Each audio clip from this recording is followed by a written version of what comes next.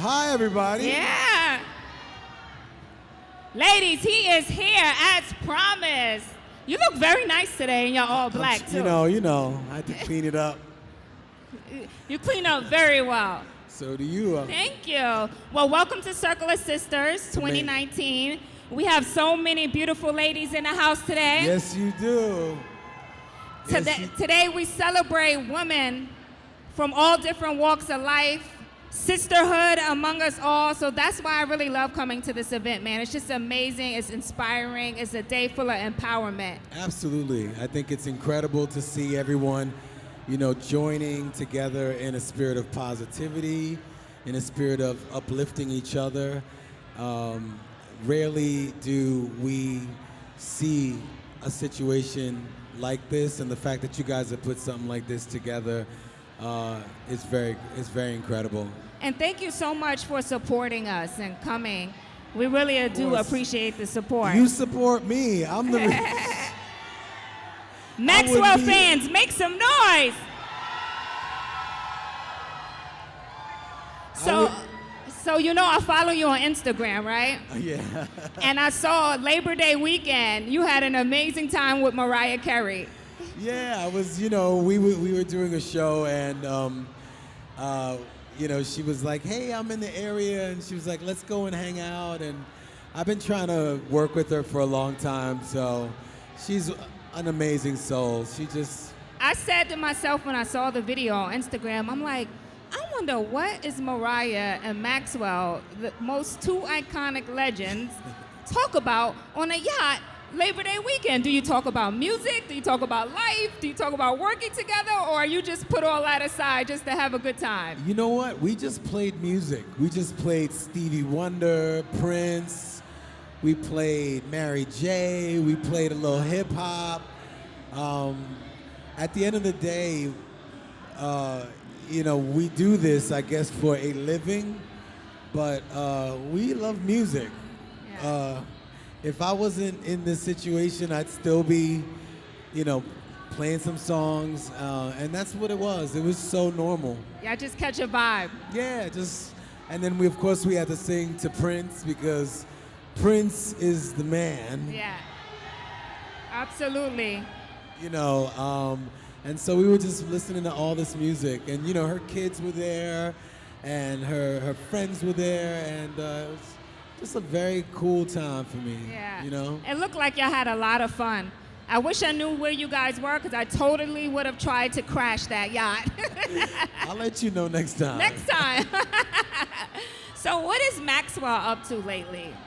I'm basically just making music, writing, preparing for 2020. But more than anything, I'm just happy to be here to celebrate and support the Circle of Sisters right now. So, I gotta ask, can we expect an album in 2020? Oh yeah. We're working diligently. As you know, it's a very different time. People put out records in every other day, so you just want to make sure that what I'm trying to. Wow. Okay. You see the shoe game, y'all? She letting. All right. Okay. I got just get my focus. We just want to make sure that that people know it's coming, that it's properly set up, so that you're aware of everything that's happening. So that's why it's taking. And I saw on your Instagram you've been doing some remastering of your album. Now, do you plan on putting a lot of that stuff on the streaming services, or are they on there now? Yeah, because I never did that before. You couldn't really find urban hang suite stuff, remixes, and what have you. So we're in the process of getting all of those things available for the DSPs, which is called digital stuff. DPS, digital platform. Digital platform services. I just make the music. I don't know nothing about the business. But I love the fact that you are embracing how music is getting heard now. Is it difficult for such a veteran artist like yourself to enter into that world? You know what? It's more so, I think, that the people who came up with me remember a way of listening to music. Like I still have record players, I still got CDs, cassettes. I was too young for the beta,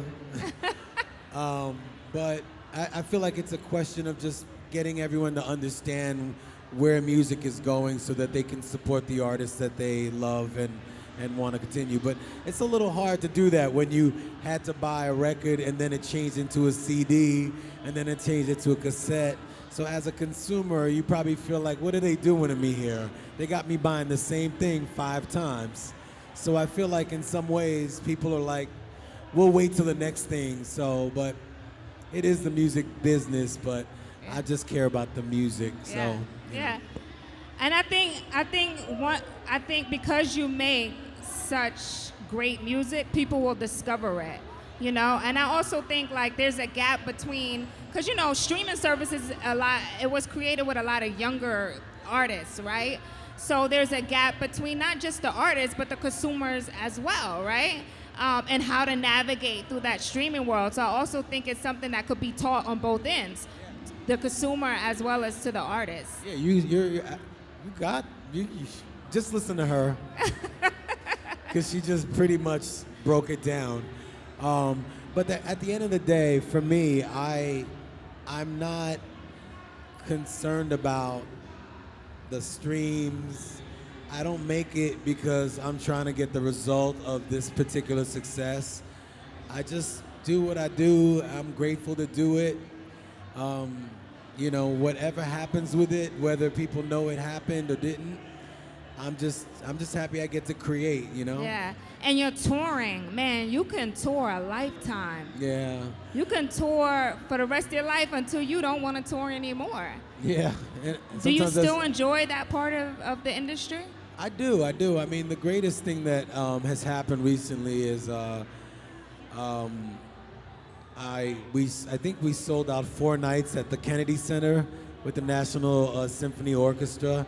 So that's happening in DC. And then we're doing the orchestra in Atlanta.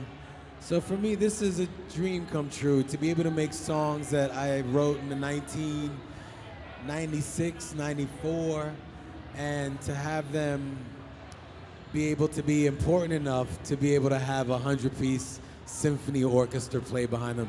That has nothing to do with me. That has everything to do with each and every one of you. The Maxwell fans in the house. Yeah. Who out right now that you're like bumping in your car? What do you like to listen to when you and Mariah's on a yacht and y'all play the young hip hop? Who you bumping? What am I playing in terms of young hip hop? I mean, I love J. Cole. Who else am I rocking with? Kendrick Lamar. Nice. I still listen to some Rakim, cause ain't nobody rocking like Rakim. Nas. Man, there's so many. I mean. What about R&B? Have you worked with the newer generation like the Her? Well, I mean. Daniel Caesar. I've been rocking with HERs, but when day one. Wow. I love everybody. I love SZA. I love. I'm not one of those artists that are like mad because time has gone, and I'm so loving of music and the fact that people are creative, and I love seeing new versions of the legacy that has left behind by people like Anita Baker and people like Marvin Gaye and Sam Cooke and Al Green and Stevie Wonder. I mean, it's a tradition. It's not a competition. It's a contribution. Yeah. It's not a competition, Yeah, and in order to have legacy, you got to have longevity. And so you're proven over time and time that you're consistent, and longevity carries your legacy.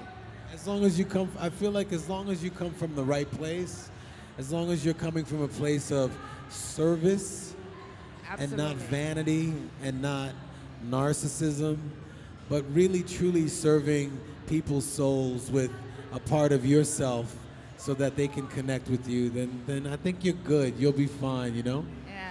Well, there you have it, everybody. On that note, give it up for Maxwell.